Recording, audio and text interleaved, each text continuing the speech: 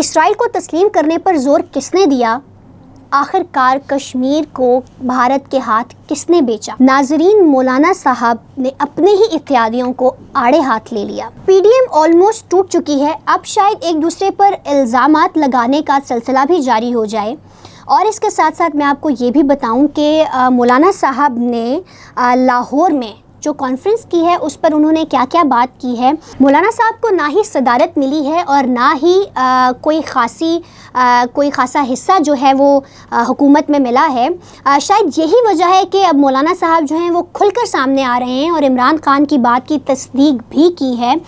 اس کے علاوہ انہوں نے یہ بھی کہا ہے کہ میں بے شک پی ڈی ایم کا لیڈر تھا لیکن مجھے کوئی خاصی لفٹ نہیں کرائی گئی، مطلب یہ کہ میرے پاس کوئی خاصا اختیار نہیں تھا۔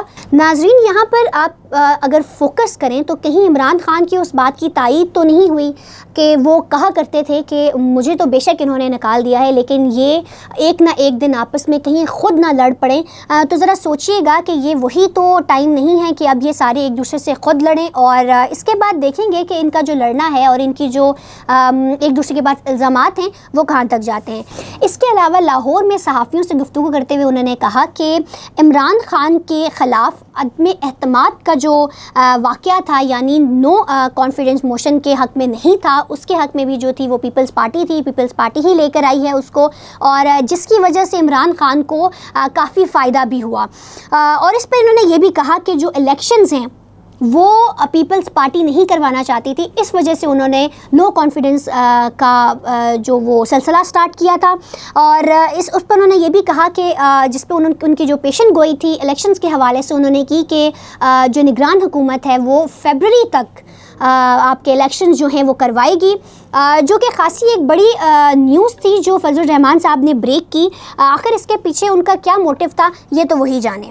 اس کے علاوہ انہوں نے نگران وزیر اعظم کے بارے میں ایک بہت بڑا انکشاف کیا کہ ان کو خود ہی معلوم نہیں تھا، کاکڑ صاحب کو خود ہی معلوم نہیں تھا کہ ان کو وزیر اعظم بنا دیا جائے گا۔ تو یہ بات انہوں نے کون سے کس ٹیکس میں آ کر کی، کیا سوچ کر انہوں نے کہ یہ بھی ہم مولانا صاحب سے جاننے کی کوشش کریں گے کہ کس بارے میں انہوں نے بات کی کہ آخر جو ہمارے نگران حکومت ہے، جو ہمارا وزیر اعظم ہے، اس کو خود ہی معلوم نہیں ہے کہ اس نے وزیر اعظم بننا ہے۔ عمران خان کے بارے میں سوال کیا گیا تو مولانا صاحب کا جواب یہ تھا کہ عمران خان صاحب کو حکومت میں اس لیے لایا گیا تھا تاکہ وہ پاکستان کی اکانومی کو خراب کر سکیں، اور اس کے علاوہ ان کو 2018 میں الیکشن میں اس لیے جتایا گیا تھا تاکہ وہ جو کشمیر ہے اس کو بھارت کے ہاتھوں بیچ سکے اور اسرائیل کو تسلیم کر سکے۔ یہ سب باتیں تھیں جو کہ کانفرنس میں ہوئی تھیں۔ اب ہم نے یہ دیکھنا ہے کہ ہماری جو سیاست ہے وہ کس کروٹ بیٹھتی ہے۔